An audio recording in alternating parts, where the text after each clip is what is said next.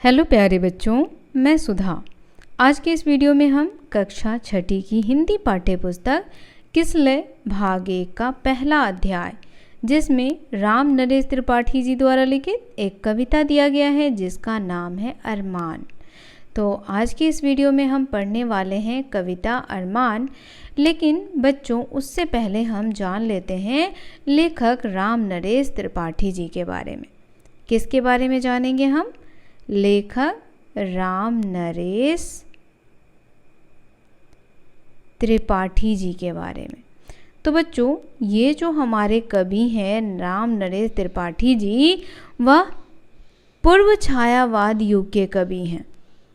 पूर्व छायावाद युग के कवि हैं। और देखिए, इन्होंने कविताओं के साथ साथ कहानी, उपन्यास, जीवनी, संस्मरण और अनेकों बाल साहित्य लिखे हैं। ग्राम गीतों का, किसका? ग्राम गीतों। अब यहाँ देखिए, ग्राम गीतों शब्द का अर्थ क्या होता है? गांव में जो गाने वाले गीत होते हैं उनको कहते हैं ग्राम गीतों। तो ग्राम गीतों का संकलन करने वाले हिंदी के प्रथम कवि कहलाते हैं। कौन? तो राम नरेश त्रिपाठी जी। राम नरेश त्रिपाठी जी को कविता कौमुदी के नाम से भी जाना जाता है। बच्चों, यह ध्यान रखेंगे ना आप। राम नरेश त्रिपाठी जी को कविता कौमुदी, देखिए बहुत ही इम्पोर्टेंट पॉइंट है ये आपके लिए। राम नरेश त्रिपाठी जी को कविता कौमुदी के नाम से भी जाना जाता है। और यह हिंदी के प्रथम कवि हैं बच्चों, जिन्हें कविता कौमुदी के नाम से जाना जाता है। राम नरेश त्रिपाठी जी का जन्म 4 मार्च 1889 ईस्वी में सुल्तानपुर में हुआ। चलिए, अब हम कविता पढ़ते हैं और साथ ही कठिन शब्दों के अर्थ और भाव को समझते हुए आगे बढ़ते हैं। तो सबसे पहले हम कविता का जो यह शीर्षक है अरमान, उसका अर्थ जान लेते हैं।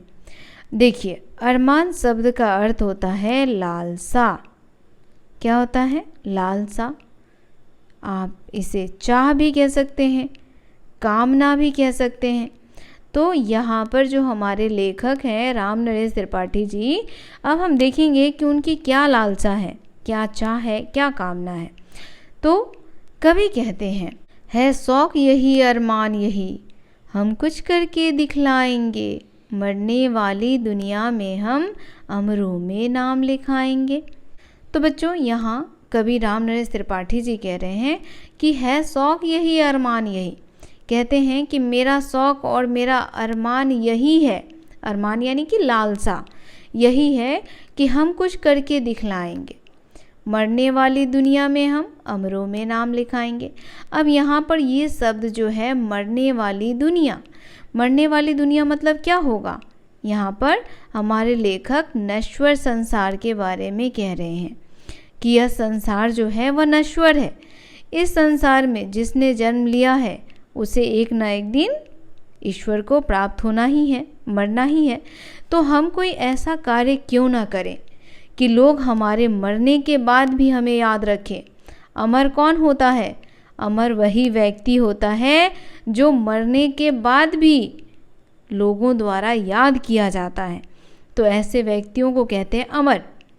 तो यहाँ जो हमारे कवि हैं वह कहते हैं कि यह संसार नश्वर है, यहाँ लोग मर जाते हैं, लेकिन जिनकी कृति इस संसार में रहती है वो अमर हो जाते हैं। मेरा भी अरमान यही है कि हम भी अपनी कृति कायम कर अमरों में नाम लिखाएं। तो आज हम राम नरेश त्रिपाठी जी की कविता पढ़ रहे हैं। वो आज हमारे बीच नहीं है, लेकिन हम उन्हें आज भी याद करते हैं। तो कैसे याद कर रहे हैं बच्चों? उनकी कृति के माध्यम से। तो हमें कुछ ऐसा कार्य करना चाहिए जिससे हम रहें या ना रहें, लोग हमें हमेशा याद रखें। आगे कहते हैं, जो लोग गरीब भिखारी हैं, जिन पर न किसी की छाया है, हम उनको गले लगाएंगे, हम उनको सुखी बनाएंगे। अब इन पंक्तियों को समझिए बच्चों। इस पंक्ति में कवि राम नरेश त्रिपाठी जी कहते हैं कि जो लोग गरीब भिखारी हैं, यानी हमारे समाज में आज भी बहुत सारे लोग क्या हैं, गरीब हैं, भिखारी हैं, वह भिक्षाटन करके अपना जीवन यापन कर रहे हैं। तो यह सब क्यों है? विषमता की वजह से। समाज में आज भी विषमता जो है वह फैली हुई है। आज भी लोग जो हैं वह भेदभाव करते हैं। तो हम ऐसे समाज में ऐसे लोगों की सहायता करेंगे और ऐसे लोगों की सहायता कर उन्हें समतापूर्ण बनाएंगे, यानी सभी को समान अधिकार देंगे ताकि लोग आपस में मिलजुल करके रहें, सुखी रहें। और ऐसे लोगों को हम क्या करेंगे, सुखी बनाएंगे। समाज ऐसे सुखीपूर्ण समाज की स्थापना करेंगे। तो इसीलिए यहाँ पर कवि कहते हैं कि समाज में जो लोग गरीब हैं, भिक्षाटन करके अपना जीवन यापन करते हैं, जो लोगों की सहायता से वंचित हैं, जो भेदभाव के शिकारी हैं, हम उन्हें गले लगाएंगे और समाज में उनको भी समान अधिकार देंगे ताकि वह अच्छे से अपना जीवन यापन कर पाएं।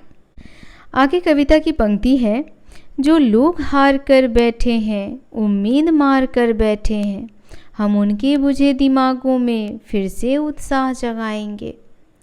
अब देखिए क्या कह रहे हैं कवि कि जो लोग हार करके बैठ गए हैं, यानी जिन्होंने हार मान ली है कि अब जीवन में उनसे कुछ नहीं हो पाएगा। हार माना यानी कि निराश होना। जो लोग निराश हो गए हैं, जो लोग हतोत्साहित हो गए हैं अपनी अज्ञानता के कारण, हम क्या करेंगे, उन्हें उत्साहित करेंगे। यानी हम ऐसे कार्य उनके लिए करेंगे जिनसे वो उत्साहित हो, जीवन में आगे बढ़ेंगे। तो समाज में कुछ ऐसे भी लोग हैं बच्चों जो जीवन से निराश होकर हतोत्साहित हो गए हैं। तो हमारे कवि कहते हैं कि हम उनकी अज्ञानता को, हम क्या करेंगे, उनकी अज्ञानता को दूर करेंगे। उनकी अज्ञानता को दूर कर फिर से उनमें उत्साह जगाएंगे और फिर से उन्हें जीवन जीने का सही राह दिखाएंगे, आगे बढ़ने का सही राह दिखाएंगे। और आगे कहते हैं, रोको मत आगे बढ़ने दो, आज़ादी के दीवाने हैं हम, मातृभूमि की सेवा में अपना सर्वस्व लगाएंगे। तो कहते हैं कि रोको मत, हमें आगे बढ़ने दो, हमें पुनीत कर्म की ओर आगे बढ़ना चाहिए। पुनीत कर्म का अर्थ होता है अच्छे कर्म। हमें अच्छे कर्म करने चाहिए, हमें अच्छे कर्म की तरफ आगे बढ़ना चाहिए और देश धर्म से हमें मत रोको, यानी देश सेवा से हमें मत रोको, क्योंकि हम क्या हैं, आज़ादी के दीवाने हैं। आज़ादी हमारा प्रिय है। हम अपनी मातृभूमि के सेवा में अपना सब कुछ लगा देंगे, अपना सर्वस्व मातृभूमि को समर्पित कर देंगे। अगली पंक्ति में कवि कहते हैं, हम उन वीरों के बच्चे हैं जो धुन के पक्के सच्चे थे, हम उनका मान बढ़ाएंगे, हम जग में नाम कमाएंगे। कहते हैं कि हम किन वीरों के बच्चे हैं। हमारे जो पूर्वज थे वह वीर थे, वह धुन के पक्के थे, यानी एक बार जो काम वो ठान लेते थे वह करके ही रहते थे और वह दिल के बड़े ही सच्चे थे। उनके मन में कोई छल कपट नहीं था। तो हम उनकी तरह ही, यानी उन्हीं की राह पर चलते हुए, उन्हीं की राह का अनुकरण करते हुए आगे बढ़ेंगे और इस संसार में अपना नाम कमाएंगे। तो ये रहा बच्चों राम नरेश त्रिपाठी जी द्वारा लिखित कविता अरमान का भाव, जो आपको समझा दिया है। यह कविता आपको कैसी लगी कमेंट करके बताना बिल्कुल ना भूलें। वीडियो पसंद आए तो इसे लाइक करें, शेयर करें और हमारे चैनल को सब्सक्राइब कर दें।